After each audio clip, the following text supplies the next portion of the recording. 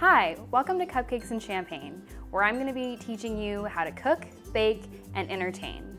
Today, we're going to be making crostini for a holiday cocktail party. Crostini is simply a toasted bread, and we're going to be making 3 different types. First, tomato basil, second, pesto with goat cheese, and third, feta with marinated red peppers. So let's get started by getting our crostini in the oven. With a serrated knife, you're going to cut your baguette on the diagonal. It's incredibly important to use a serrated knife, that way you don't smush your bread, as well as you won't dull the knife using a serrated knife. So just go ahead, start here at the edge, and go ahead and cut at a diagonal. You want your pieces to be about 3/4 of an inch in thickness.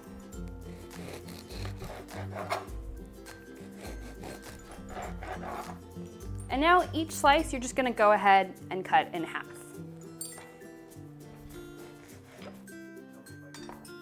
Then you can go ahead and place them on your cookie sheet.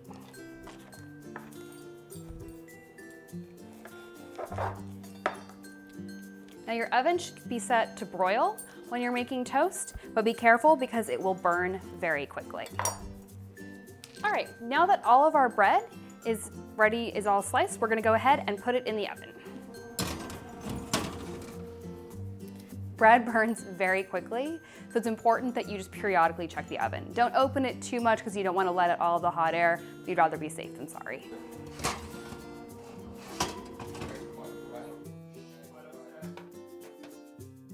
Now that our bread's toasted, we're going to go ahead and take a clove of garlic and rub it across the top. This will give it a little bit of a garlic flavor, but not overwhelming.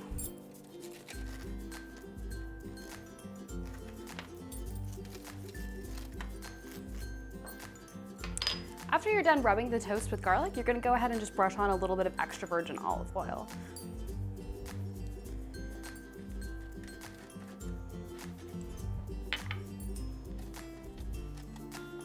Okay, now we're ready to make our first topping. We're going to make a very simple tomato basil sort of relish. Now, tomatoes are not in season right now, so instead of using grocery store mealy, flavorless tomatoes, I'm gonna go ahead and use canned tomatoes. Whenever you're using canned tomatoes, it's best to opt for San Marzano, which are grown in Italy. They're harvested at their peak ripeness and they're canned. They've got great flavor, and that way you can enjoy what a tomato should taste like all year round. So here I'm using just the diced variety.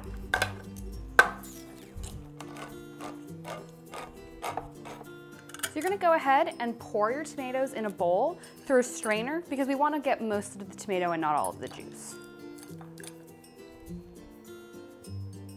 So we're just gonna go ahead and kind of move this around a little bit, just get some of that excess liquid out of there. Too much juice will end up making your bread soggy, which is something you wanna avoid. Okay, we're gonna go ahead and just pour this excess juice back into the can. And add our tomatoes to the bowl. Next, we're gonna add some fresh basil. So go ahead, get a sprig of basil. Just remove the leaves off of your basil, like this. Now, I love the flavor of basil, so I'm gonna go ahead and use quite a bit. You can do it to your personal preference. You're gonna end up, though, probably wanting roughly 1 to 2 tablespoons of chopped basil per can of tomatoes. Now, the easiest way to chop basil is to simply just stack your leaves sort of on top of each other. And you're gonna roll them up together. Then taking a sharp knife, you're just gonna cut them into little strips. And the technical term for this is julienne. So just julienne those. All right, now we're gonna add that into there. Because we're adding raw garlic, we're only gonna use 1 clove. If you don't like the taste of garlic or raw garlic is a little too extreme for you, you could use roasted garlic, or you could just leave the garlic out since we've already rubbed some on our crostini. Just go ahead and chop that up.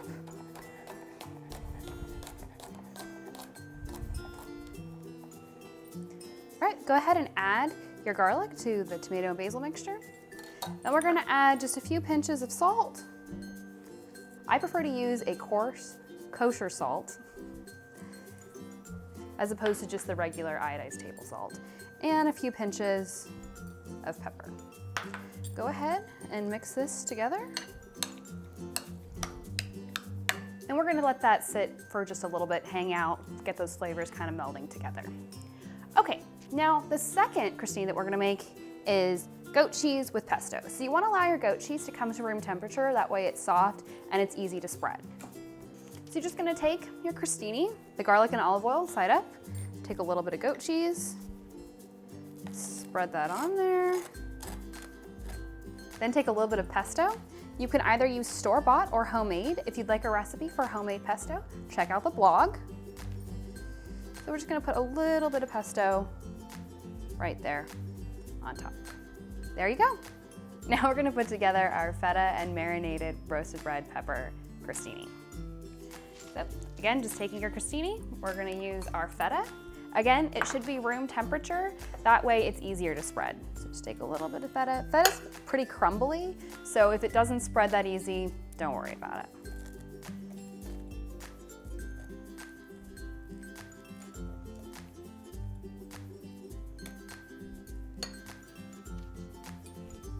And we're gonna go ahead and just sprinkle a few of these sliced marinated red peppers. Now these are a little spicy. You can buy them in a variety of different flavors. There's kinds that are just regular bell peppers that have been roasted and then they're in a jar. Those have no spice to them.